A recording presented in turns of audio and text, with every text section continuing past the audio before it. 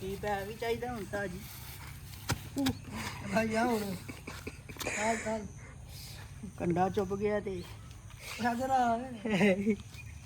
ਪੈ ਬਾਹਰ ਹੀ ਲਾਣੇ ਪਹਿਲੇ ਲਾ ਲਈਏ ਚੱਲ ਜੇ ਉਧਰ ਹੋ ਕੇ ਬੈ ਨਾ ਐ ਸਾਈਡ ਤੇ ਆ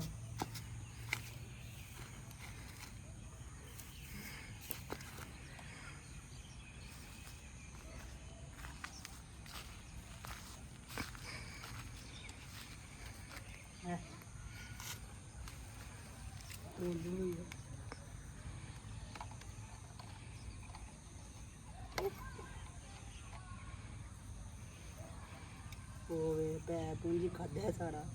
ਇੰਨਾ ਇਹਨੂੰ ਲਵਾਉਣਾ ਹੀ ਨਹੀਂ ਚਾਹੀਦਾ ਸਿੱਕਾ ਜੋ ਬਸ ਹੋ ਸਹੀ ਲਿਖਣ ਦੀ ਨਾ ਬਸ ਕਰ ਦਿਓ ਜਨਾਬ ਬਸ ਘਰ ਦੇ ਦੇਵਾਂ ਹੁਣ ਕਿੰਨਾ ਕਰਨੇ ਸਾਡਾ